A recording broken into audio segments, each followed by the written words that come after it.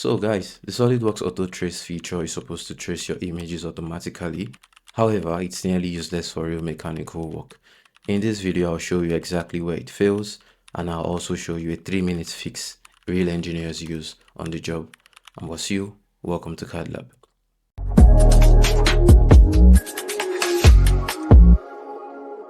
Alright, first, to use the AutoTrace feature in SolidWorks, you need to turn on the add-in. If you don't have it turned on, you can come to the settings menu here, click on this drop down and select add-ins. Right here you can locate AutoTrace, toggle it on and click on OK. So once you have that done, next is to select a plane. I'll select my front plane and click on sketch. Then I'll import an image onto it. So I'll go to tools, come down to sketch tools and locate sketch picture. So locate the file you want to use. In this case, I'll be using this logo. Click on open and I'll zoom out a bit and come here.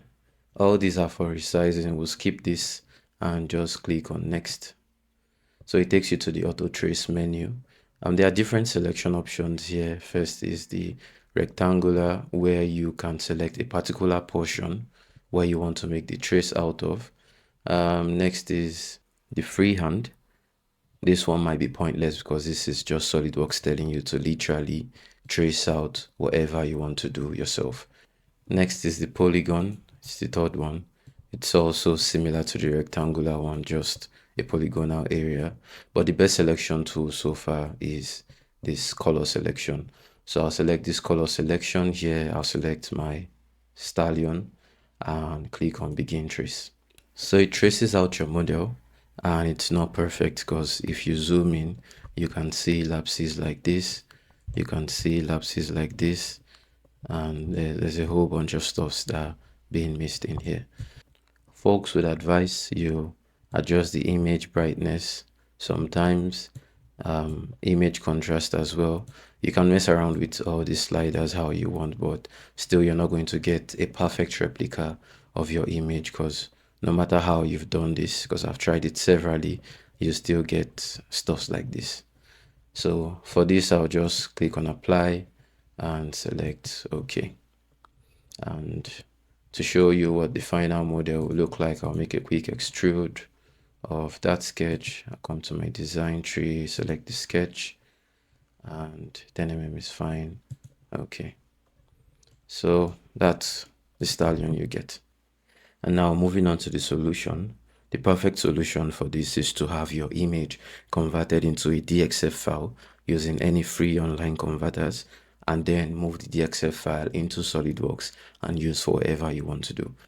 First, you convert your image to a DXF file using any free online converters out there. For this video, I'll be using convertio.co. You can use anyone out there. So far, it's free. And I'll select my file, choose files, and I'll select my logo. Click on open. And you come to this drop down, go to CAD, select DXF and click on convert. It takes a second, but the next screen takes you to your converted DXF. Click on download and you have it. We'll move back to SolidWorks. So I'll select my front plane again, come to insert, I'll locate DXF or DWG, and here's my Mustang logo I just downloaded. So open. It takes you to a screen. So for this, just toggle off this import as reference. So the sketch is editable, to the sketch is perfect, and select finish. Yep.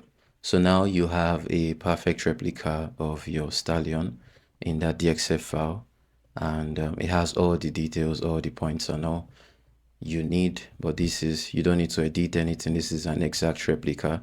If you do have issues after the DXF export, which happens 2% of the time, it could be things as such as your image being too complex or blurry or stuffs like that. So just upscale your image and move on. So for this, I'll extrude by the same 10 mm is perfect and click on OK. And now looking at the front view, you can tell this looks exactly like the Mustang. And I know you don't care about this, but the Mustang is one of my favorite cars, specifically the 1965 Shelby. And now here's what I find hard to justify. SolidWorks Professional costs nearly $4,000 a year. For that kind of investment, tools like AutoTrace should deliver clean, usable geometry, no questions asked. But however, it doesn't. So rather than wasting your time trying to force it to work, this is a faster method and it's more accurate. If you found this video helpful, hit the like button and don't forget to subscribe to our channel. If there are any questions you have on this, let me know in the comments. I'm more than happy to respond. I've been Wasiu. Thanks for joining us and I'll see you in the next. Bye for now.